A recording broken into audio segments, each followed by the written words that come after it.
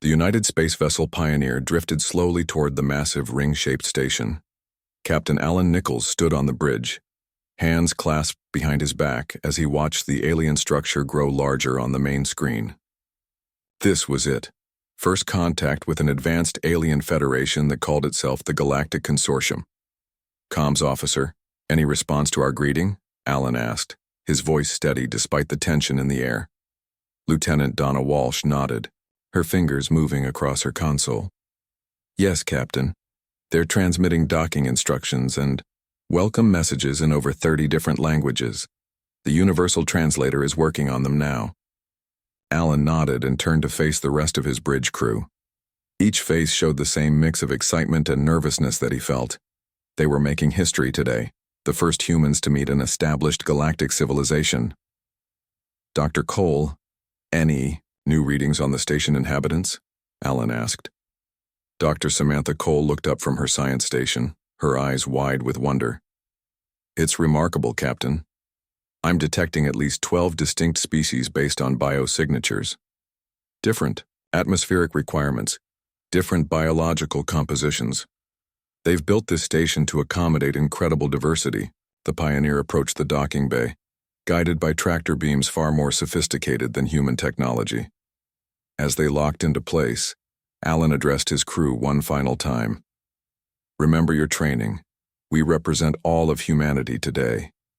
First, impression is everything," he said. The first meeting with the consortium representatives took place in a neutral chamber, adjusted to Earth normal atmosphere and gravity. 5 alien delegates waited for them, each wildly different from the next. The tallest resembled a praying mantis, standing nearly 8 feet tall with compound eyes that gleamed like polished emeralds. Beside it floated what looked like a jellyfish, suspended in a hovering water sphere. The third was a squat, reptilian being with scales that shifted colors as it moved. The fourth seemed almost human at first glance, except for its blue skin and 4 arms. The fifth was a small, furry creature that reminded Alan of a red panda, though it stood upright and wore what appeared to be a complex breathing apparatus. "Welcome, humans of Earth," the reptilian being spoke, its voice translated through devices everyone wore. "I am Security Chief Zextal. We are pleased to make contact with your species." Alan stepped forward. "On behalf of Earth, we thank you for this. Welcome, I am Captain Alan Nichols. This is my science officer, Dr. Samantha Cole, and my first officer, Commander Frank Porter." The diplomatic exchange went smoothly at first. The aliens explained that the consortium consisted of over 30 species who had formed a loose alliance for trade, scientific exchange, and mutual defense.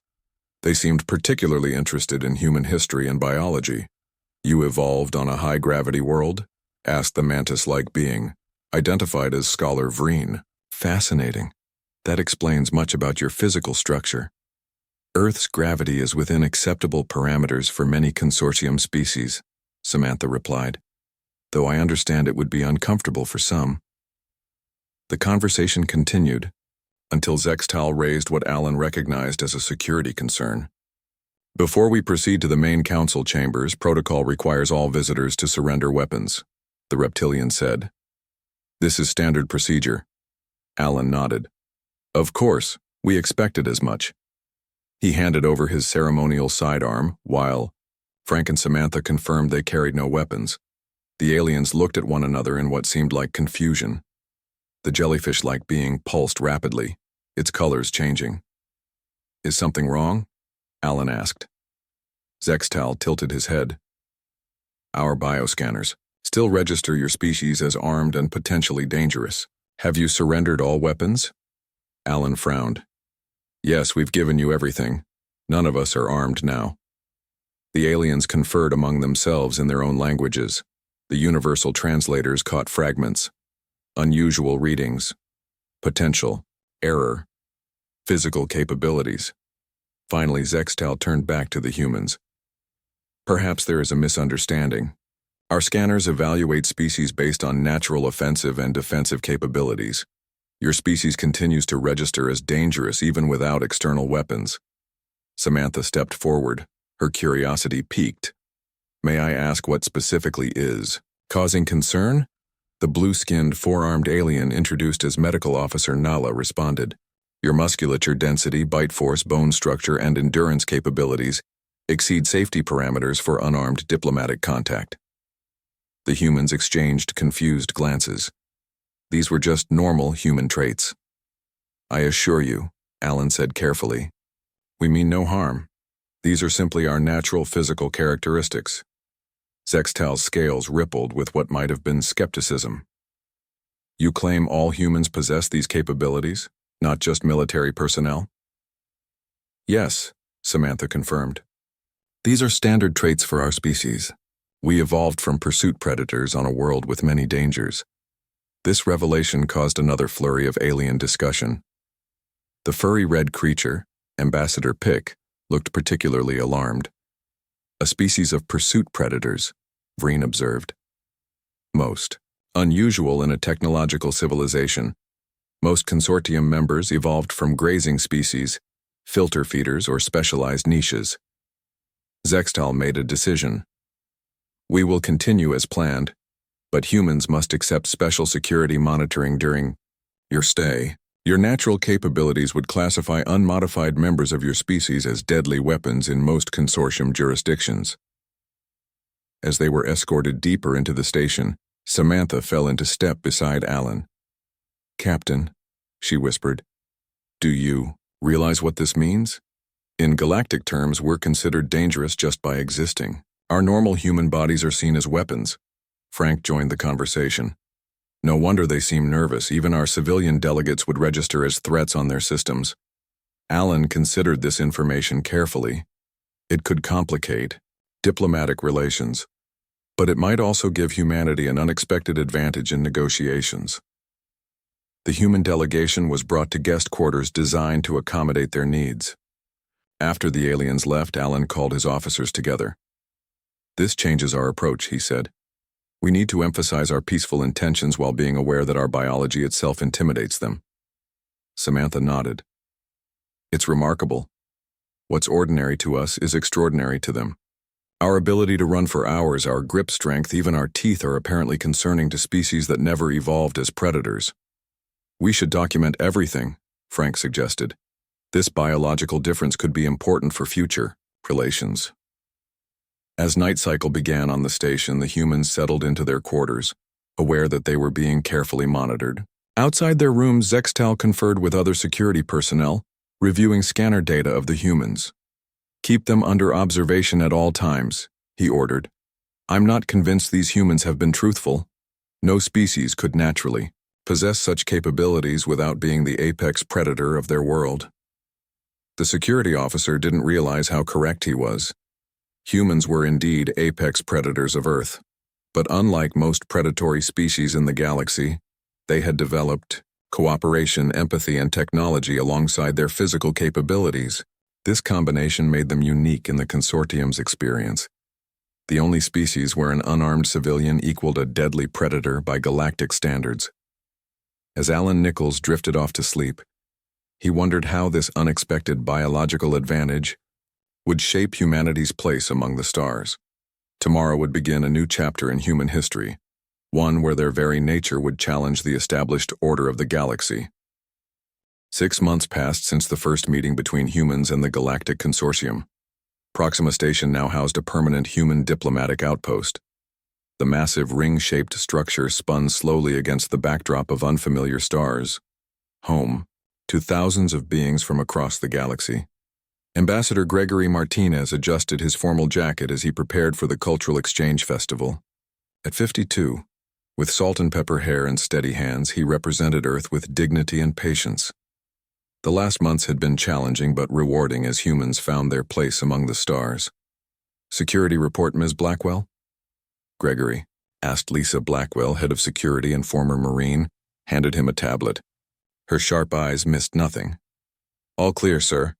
But I still don't like that we're separated from the main security checkpoint during the ceremony. Gregory nodded. Noted, but we need to show trust. The consortium is still getting used to us. The human section of Proxima Station bustled with activity. 27 staff members prepared exhibits showcasing Earth culture, from art to cuisine. Despite being millions of miles from home, They had created a small piece of Earth here. Kevin. Peterson jogged through the corridor, checking communication systems. At 34, the communications specialist kept himself in excellent shape, running daily through the station's exercise ring. Everything working properly, Kevin? Gregory asked. Yes, sir. All channels clear for the broadcast. This will be streamed live to 17 worlds, Kevin said with a grin. In the kitchen area, Chef Olivia Grant arranged food samples with artistic precision. Her strong hands worked quickly, chopping vegetables with impressive speed. Several alien assistants watched with fascination. Humans have remarkable manual dexterity, commented Vreen, the mantis-like scholar who had been present at first contact. Olivia smiled. Just years of practice. Anyone can learn knife skills. Vreen's compound eyes shimmered. Perhaps, but few species can combine such strength with such precision. Most strong species lack fine control. Nearby, Rick Howard finished installing the last lighting panel. The maintenance technician wiped sweat from his brow. At 41, with broad shoulders and calloused hands, he had spent the last week ensuring everything worked perfectly for the big day. All set, Rick? Gregory asked, inspecting the exhibit hall. Yes, sir, everything's up to code and then some, Rick replied. I reinforced the stage platforms too. Some of those QTOR delegates weigh over half a ton. As the festival began, Gregory stood proudly with his staff. Thousands of aliens moved through the exhibition spaces, sampling Earth foods, viewing artwork, and learning about human history. The event represented a major diplomatic success.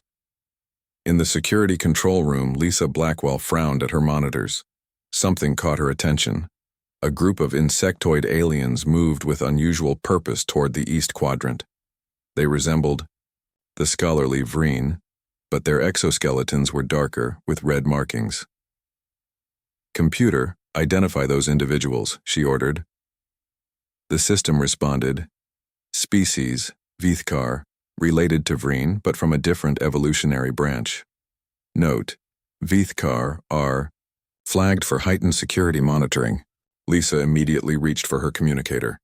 Ambassador, we may have a situation. Before she could explain further, the lights throughout the station flickered.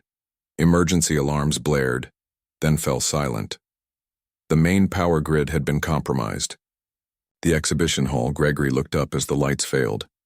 Emergency lighting cast everything in a dim blue glow. Everyone stay calm, he announced. This is likely just a technical issue. His communicator crackled. Lisa's voice came through with static. Ambassador, we have intruders. Vithkar extremists. They've cut power to security systems and blocked the main corridors. You need to... The communication cut off. Gregory turned to his staff. Listen carefully. We may have a security situation. We need to move our guests to the inner chamber until this is resolved. As they began moving people, a loud explosion rocked the far wall. 6 Vithkar burst through the new opening, wielding energy weapons. Unlike the scholarly Vreen, these insectoids moved with aggressive purpose, their mandibles clicking rapidly. Humans, the lead Vithkar called out. You will surrender now. Your alliance with the consortium ends today. Gregory stepped forward. Let's discuss this peacefully. There's no need for violence. The Vithkar leader fired a shot above the ambassador's head. There is no discussion. The Vithkar sovereignty will not allow humans to upset the balance of power. You predators will not replace us. Gregory realized these were extremists who feared human influence in the consortium. He needed to buy time. Kevin, he whispered to the communications specialist beside him. Can you reach security through the backup systems? Kevin nodded slightly. If I can get to the maintenance tunnel, yes. Go, Gregory ordered quietly. Take as many civilians as you can. As Gregory kept talking to distract the intruders, Kevin slowly guided a group of alien diplomats toward a side exit. When they were noticed, the Vithkar fired. Kevin pushed the diplomats through the door and ran in the opposite direction. After that one, the Vithkar leader ordered. 2 warriors broke off in pursuit. Kevin ran faster than he ever had during his morning jogs. He knew the station layout well and headed for the narrowest maintenance tunnels. Behind him, He heard the clicking of Vithkar limbs against metal flooring. In the exhibition hall, the situation deteriorated. The Vithkar rounded up the human staff and remaining alien guests. When one of the insectoids grabbed an elderly Melnaxi diplomat roughly, Olivia Grant stepped forward. "They need different atmospheric conditions," she said firmly. "You're hurting them." The Vithkar turned to her. "Be silent, human." When the insectoid raised its weapon threateningly, Olivia moved with kitchen-trained reflexes. She grabbed a serving tray and flung it like a discus. The metal disc struck the Vithkar's weapon, knocking it aside. Chaos erupted. The Vithkar rushed toward Olivia, but she was already moving, grabbing kitchen implements from her station. With surprising accuracy, she threw knives that pinned one attacker's exoskeleton to the wall. "Get behind the counter," she shouted to the alien diplomats. Meanwhile, Kevin had reached the narrowest maintenance shaft. His human frame barely fit through the opening.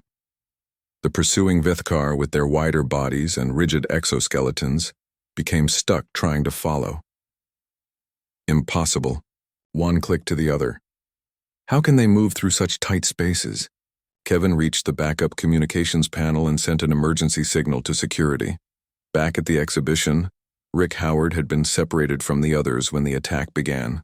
He circled back through storage areas and emerged behind two Vithkar guards. Without hesitation, he tackled one, using his solid build to knock the insectoid off balance. The second guard slashed at Rick with a bladed weapon, cutting deeply into his arm. Blood flowed, but Rick barely flinched. He grabbed a metal support rod and swung it hard, connecting with the Vithkar's midsection. "The human continues fighting despite injury," the Vithkar called out in alarm. "It doesn't stop." The Vithkar attack was falling apart. They had expected easy targets but found something very different. Human security forces, led by Lisa Blackwell, finally broke through the blocked corridors. The Vithkar, now facing trained human security personnel, surrendered quickly. As medical teams treated the wounded, Zextal arrived with consortium security forces. The reptilian security chief surveyed the scene with changing colors reflecting across his scales. "You defended yourselves." "Effectively," he said to Gregory, looking. At the restrained Vithkar, Gregory nodded. "We protected your diplomats as well as our own people." Zextal looked at Olivia, who was helping treat minor injuries. "Your chef disabled 3 armed warriors?" "Olivia was a champion knife thrower in college," Gregory explained. "Just a hobby." The security chief's scales shifted to a deep blue. "A hobby, of course." He turned to where medics were treating Rick's arm wound. "And your maintenance worker continued fighting with an injury that would incapacitate most species. Humans have high pain tolerance and adrenaline," Gregory explained. "It helps us survive." As the situation stabilized, news of what happened spread quickly through the station. Aliens gathered in small groups, speaking in hushed tones, watching the humans with new eyes. These weren't just diplomatic representatives with unusual biology. They had demonstrated that even ordinary humans, a chef, a runner, a maintenance worker, possessed capabilities that made them formidable. The human diplomatic mission had changed forever. They were no longer just curious newcomers. They were the species where even an unarmed civilian equaled a deadly predator by galactic standards. And the galaxy had taken notice. The great chamber of the Galactic Council curved in a perfect circle. Hundreds of seats rose in tiered rings, each designed to accommodate the unique biology of different species. At the center stood a speaking platform bathed in soft light. Captain Alan Nichols, now wearing the formal uniform of Earth's Space Command, stood beside Ambassador Gregory Martinez. They represented humanity at this emergency council meeting called to discuss the human situation following the Proxima Station attack. "They've been debating for 3 hours," Alan whispered. "Is this normal?" Gregory nodded slightly. "For the consortium, yes. 30 species means 30 perspectives." The council chamber buzzed with conversation in dozens of languages. Some delegates looked at the humans with open curiosity, others with clear nervousness. The attack by Vithkar extremists had brought human physical capabilities to the forefront of galactic politics. The Grand Arbiter, a tall being with silvery skin and no visible eyes, raised its six-fingered hand for silence. The Council will now hear scientific testimony regarding human biology.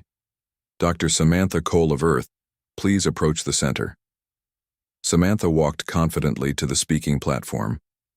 Over the past 6 months, she had become Earth's leading expert on interspecies biology. She adjusted the universal translator at her throat. Honorable representatives of the consortium, she began, I understand there are concerns about human physical capabilities. I'm here to provide context and facts. The chamber's display systems, activated, showing comparative biological data. Samantha had worked with consortium scientists to prepare this presentation. Humans evolved on a planet with relatively high gravity, significant temperature variations, and diverse predators, she explained. Our physical traits developed in response to these conditions. A Melnaxi representative, bird-like with brilliant green feathers, rose from its perch. How do you explain the throwing accuracy demonstrated by the human chef during the Proxima incident? Our reports indicate she disabled armed attackers with launched objects. Samantha nodded. Humans are uniquely adapted for throwing. Our shoulder, joints, wrist flexibility, and brain coordination evolved specifically for this purpose. Early humans hunted by throwing spears and stones. The display showed a human skeleton, highlighting these adaptations. Most species develop either strength or precision, Samantha continued. Humans have both to a moderate degree. We aren't the strongest or most precise species, but we combine these traits effectively. A representative of the Husuri, a water-dwelling species, bubbled a question through its translator. The human maintenance worker sustained injury yet continued functioning. Our medical analysis indicates blood loss that would incapacitate most species. How is this possible? Human circulatory systems include rapid clotting factors and adrenaline responses, Samantha explained. We evolved to survive injuries long enough to reach safety. Additionally, humans can function while ignoring significant pain signals, a trait that helped our ancestors escape predators despite injuries. The questions continued. The crystalline Phoax asked about human temperature tolerance. The massive Qtor inquired about endurance capabilities. Each question revealed another aspect of human biology that seemed ordinary to humans but remarkable to galactic standards. The most concerning aspect, stated a Drakari representative, a predator species with scaled skin and sharp teeth, is that these capabilities exist in all humans, not just their warriors. Is this correct?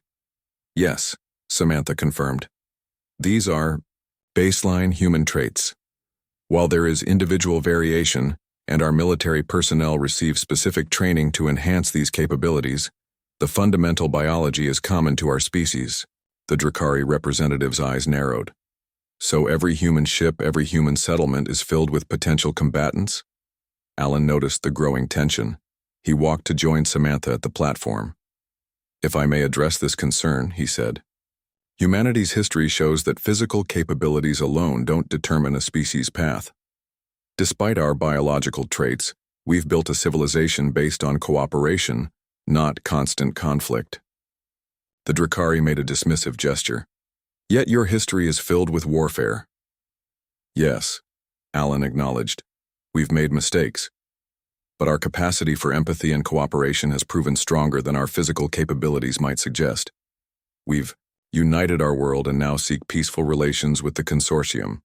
Gregory Martinez joined them, forming a united human front. The recent incident at Proxima Station demonstrates this. When attacked, our people protected not just themselves, but consortium diplomats as well. The debate intensified. Some species pushed for strict limitations on human movement within consortium space. Others argued for deeper alliance with such a physically capable species. The political divisions became clear. Species with natural defenses seemed less threatened by humans than those with more vulnerable biology. Zexatel, the reptilian security chief, approached the platform.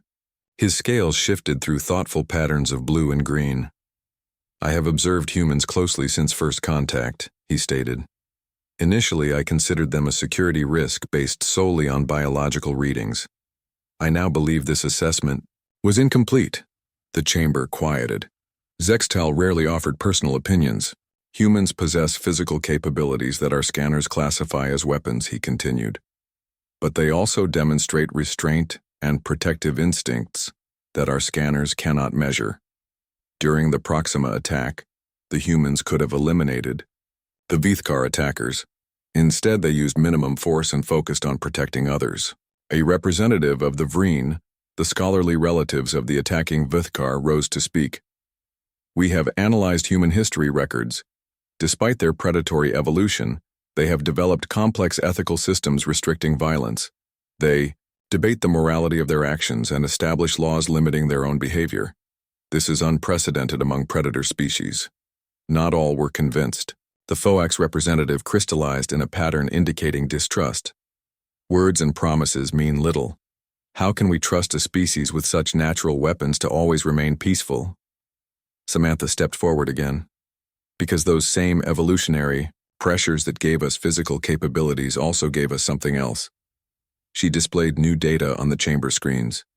Human brain development shows extensive regions dedicated to social cooperation, empathy, and emotional bonding. We evolved, not just as hunters but as community builders. The Grand Arbiter considered all testimony for several moments.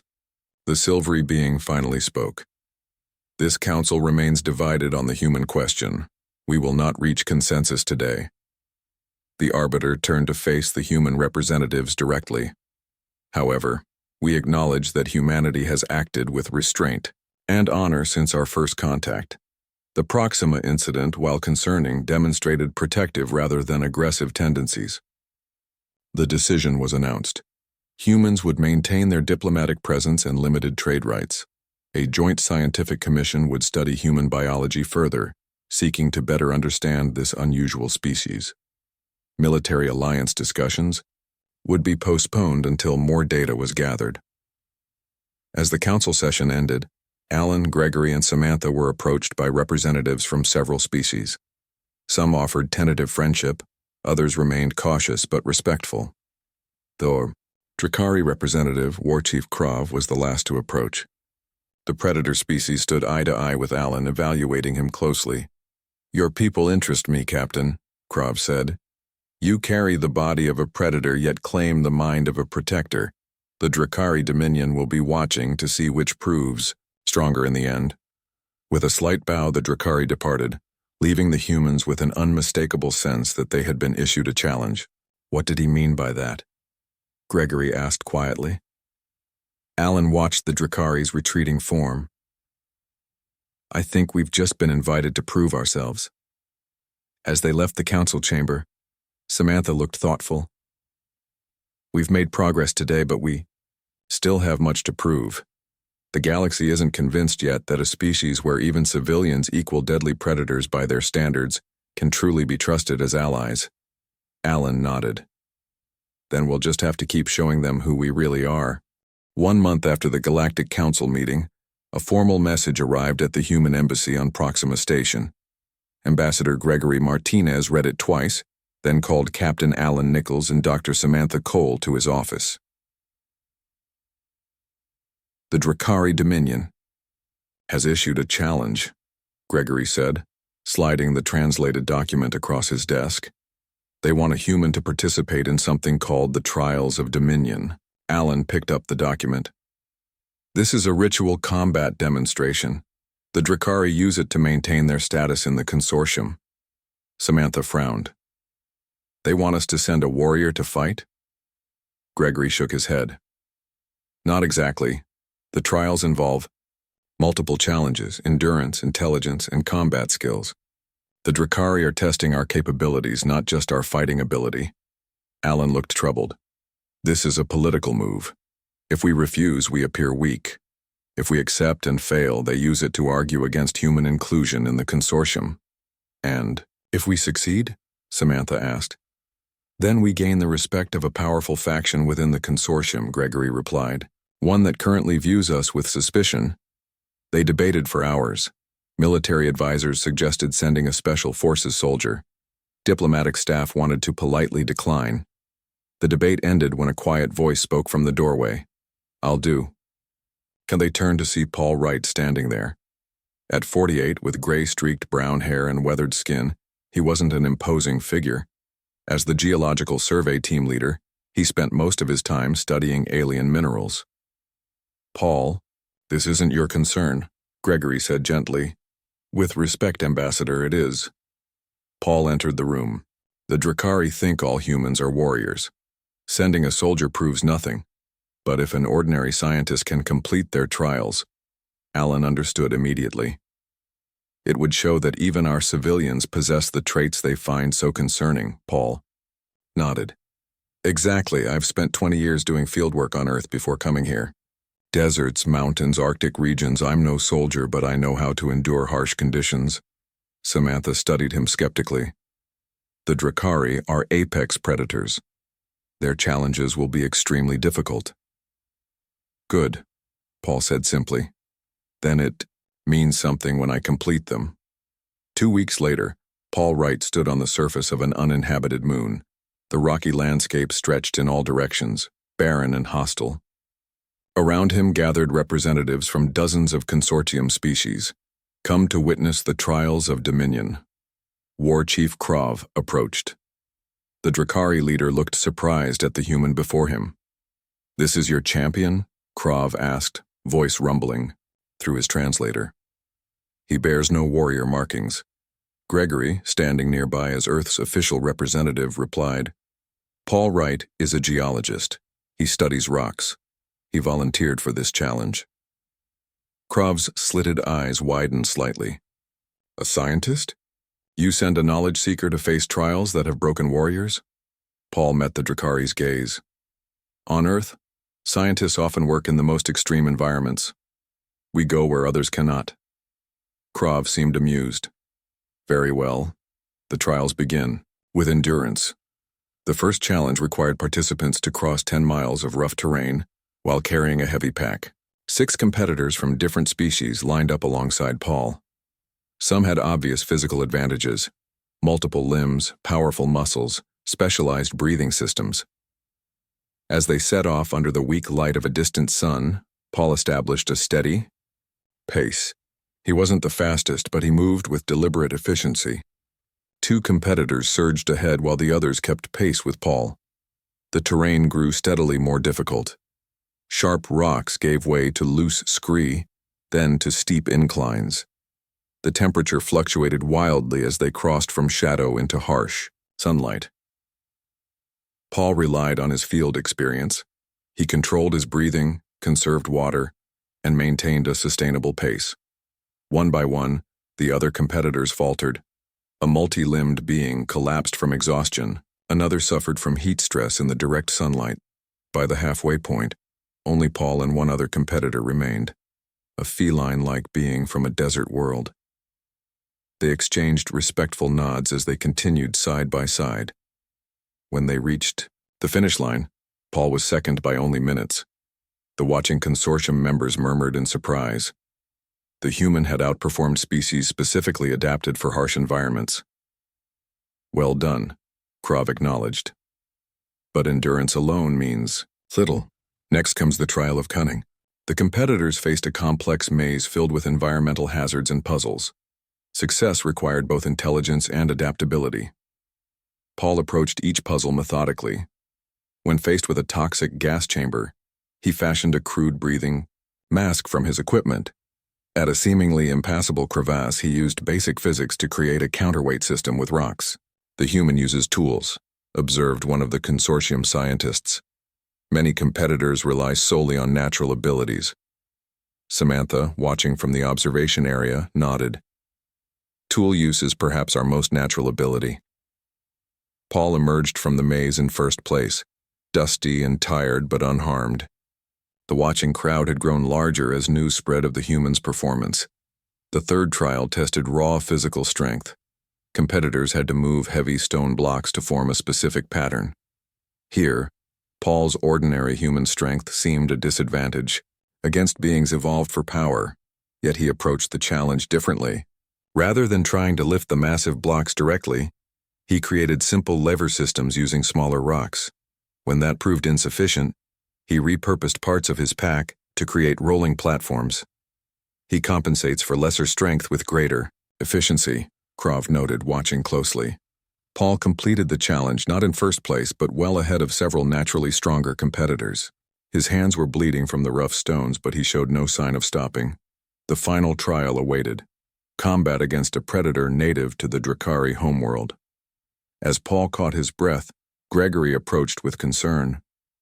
"You don't have to continue," he said quietly. "You've already proven more than we hoped." Paul wiped sweat from his brow. "We finish what we start, Ambassador. That's also a human trait." The arena for the final trial was a circular pit. Into this space was released a creature resembling a six-legged tiger with armored plates along its spine. Its fangs gleamed in the dim light. Paul was given a simple spear, the traditional weapon for this challenge. He tested its weight as Krov explained the rules. You need not kill the beast. Survival for 5 minutes is considered victory. Paul nodded and entered the arena. The predator immediately sensed his presence, circling warily. It had evolved to hunt beings much like the Drakari. It likely had never encountered a human before. Rather than attacking directly, Paul observed the creature's movements. When it charged, he sidestepped with unexpected quickness. The creature seemed confused by his scent and movement patterns.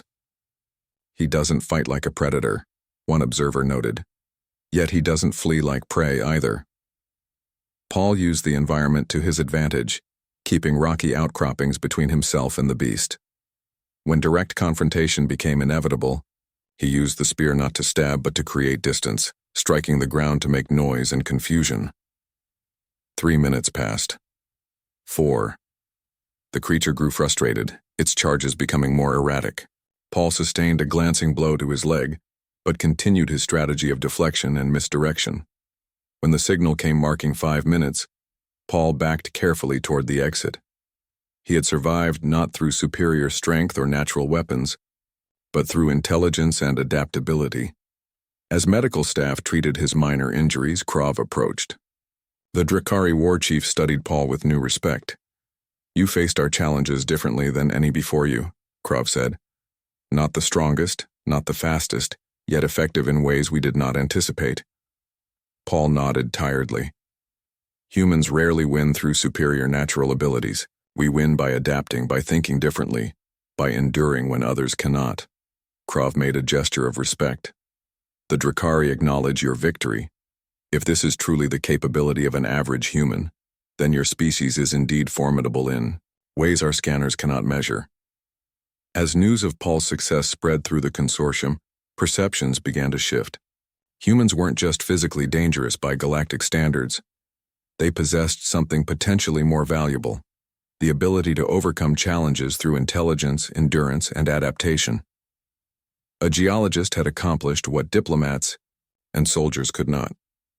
He had shown the galaxy that humans were more than the sum of their biological readings. And in doing so, he had opened the door to a new understanding between species. 1 year had passed since humanity's first contact with the Galactic Consortium. The USV Pioneer, once Earth's lone deep space vessel, now shared the void with a growing fleet of human ships. Admiral Alan Nichols, recently promoted, stood on the observation deck of the new flagship, USV Horizon. Earth's position in galactic affairs had changed dramatically in a short time. "Quite a view, isn't it?" asked Dr. Samantha Cole, joining him at the viewport. Alan nodded. "Hard to believe how much has happened in a year." Below them, the blue-green marble of Earth turned slowly. In orbit, construction crews from 5 different species worked alongside humans to build the solar system's first interstellar transit hub. The project represented a level of cooperation that had seemed impossible months earlier. "The Grand Arbiter has arrived," a communications officer informed them. "Ambassador Martinez is ready for you in the conference room." The conference room occupied the Horizon's upper deck. Floor-to-ceiling viewports showed Earth below and the stars above. At the center sat a round table, designed to accommodate the various biological needs of their guests. The Grand Arbiter floated in, its silvery form seeming to absorb and reflect light simultaneously. Behind it came representatives from major consortium species, including War Chief Krov of the Drakari and Security Chief Zextal. Ambassador Gregory Martinez welcomed them. "We're honored by your presence, Grand Arbiter." The silvery being inclined slightly. "The matter we discuss today affects all our peoples. We could meet nowhere else." Once all were seated, the Grand Arbiter activated a holographic display. It showed a region of space beyond consortium borders. Red indicators pulsed ominously near the boundary lines. "The Vrex Imperium has increased its activity along our outer systems," the Arbiter stated. "Their scout ships have been detected in increasing numbers." Alan studied the tactical display with concern. "You believe they're preparing for expansion?" Zextal's scales shifted to a worried gray. "Our intelligence suggests they are assessing our defenses. The Vrex consume rather than cooperate. They have conquered 17 systems in the last century." Gregory looked troubled. "You never mentioned this threat during our earlier diplomatic exchanges." The Grand Arbiter's smooth surface rippled. "For many cycles, the consortium has survived by paying tribute and ceding outer territories when necessary. We lack the martial tradition to effectively oppose them." Krov growled softly. "Even the Drakari Dominion cannot stand against them alone.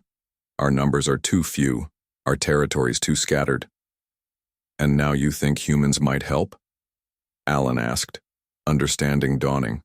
The Grand Arbiter turned to face him directly. "When we first encountered your species, many feared your natural capabilities. Your Paul Wright demonstrated those capabilities serve more than combat. But yes, we now hope those same traits might help preserve peace in this region of space." A holographic image appeared of a Vrex ship. It resembled a barbed spear, bristling with weapons. "The Imperium respects only strength. For millennia, the consortium species evolved toward cooperation rather than conflict. We developed technology and culture while the Vrex perfected conquest." Alan exchanged glances with Gregory and Samantha. "What exactly are you proposing?" "An alliance," the Grand Arbiter said simply. "Your species possesses both the physical capabilities and the adaptability the consortium lacks. In exchange for your help strengthening our defensive posture, we offer full technological exchange and resource access." The meeting continued for hours as they discussed details. The consortium needed more than just human military support. They sought to learn human adaptability, endurance, and problem-solving approaches. When the meeting concluded, the delegation toured the horizon. In the training deck, they observed human crews practicing emergency procedures. The aliens watched, with fascination as personnel navigated smoke-filled corridors, repaired damaged systems under pressure, and carried out wounded comrades. "Your people train for failure," Zextal observed. "Most consortium species focus only on preventing problems, not surviving them." Alan nodded. "Humans assume something will always go wrong. We prepare to endure and overcome, rather than expecting perfection." Later, as the delegation prepared to depart, the Grand Arbiter spoke privately with the human representatives. "There is something you should understand," the silvery being said. "When we first detected your ship approaching consortium space, many feared we had encountered new predators who would threaten our way of life. Now we see that your predatory evolution gave you not just physical capabilities, but also protective instincts and cooperative behavior, rare among such species." The Arbiter's surface shimmered. "Perhaps this is why your kind evolved as you did, not to conquer, but to protect." 3 months later, Paul Wright stood inside a massive training facility built on the surface of Mars. Around him moved members of a dozen different consortium species. Each area of the facility focused on a different aspect of human capabilities that other species sought to understand and adapt. "How is the cross-training program progressing?" asked Admiral Nichols, who had arrived for an inspection tour. Paul smiled. "Better than expected. Each species brings unique perspectives. We're learning as much from them as they are from us." They walked through the facility. In one section, a human construction worker taught FOAX engineers how to safely handle heavier materials using leverage principles. The crystalline beings had remarkable precision, but needed to understand how to work with greater physical loads. In another area, human doctors demonstrated trauma treatment techniques to Suri healers. The aquatic aliens possessed advanced medical knowledge but had little experience with emergency care for physical injuries. The most surprising success has been there, Paul said, pointing to a large open space where human children played alongside alien young. The groups had developed games that accommodated their different physical abilities, naturally finding ways to include everyone. Children adapt fastest, Admiral Nichols observed. They don't have preconceived notions about limitations. They continued to the command center, where Ambassador Martinez waited with the Grand Arbiter. A large tactical display showed the positions of new joint defense stations along the border with Vrex space. The Imperium has reduced its probing activities by 70%, the Grand Arbiter reported. Our latest intelligence suggests they consider the cost of conflict with the consortium too high now. Gregory nodded. Peace through strength and unity. More than that, the Arbiter replied, the Vrex understand physical power. What confuses their calculations is the cooperation they now observe. Their society is built on dominance hierarchies. They cannot comprehend how beings they categorize as predators and prey work together as equals. As they left the command center, Paul and Alan paused at a viewport overlooking the training grounds. Dozens of species worked together below, learning from each other. When I volunteered for the Drakari trials, I never imagined it would lead to this, Paul said quietly. Alan smiled. You showed them something important, that human strength isn't just in our muscles or endurance. It's in our adaptability, our problem-solving, our willingness to protect others. On the field below, a human trainer helped a young Melnaxi practice throwing motions, the avian being struggled with the concept at first, its wings not designed for the same movements as human arms, but they were finding ways to adapt the technique to the Melnaxi's natural abilities. We came into the galaxy as the species where an unarmed civilian equals a deadly predator, Paul observed. But that's not how they see us anymore. Alan nodded. No. Now they see us as the species that turns potential predators into protectors. That's a much better legacy. As the sun set over the Martian landscape, the training continued. Humans and aliens worked side by side, each learning from the other's strengths and weaknesses. They were building more than defense systems or training protocols. They were creating a new understanding between fundamentally different forms of life. In a galaxy filled with species that had evolved along separate paths, humanity had found its unique role. Not as conquerors, not as warriors, but as teachers and protectors, showing that the same evolutionary traits that made them dangerous could also make them the guardians of peace. The stars above Mars seemed brighter somehow, as if promising a future where cooperation would prove stronger than conflict, and where differences in biology would become sources of strength rather than division.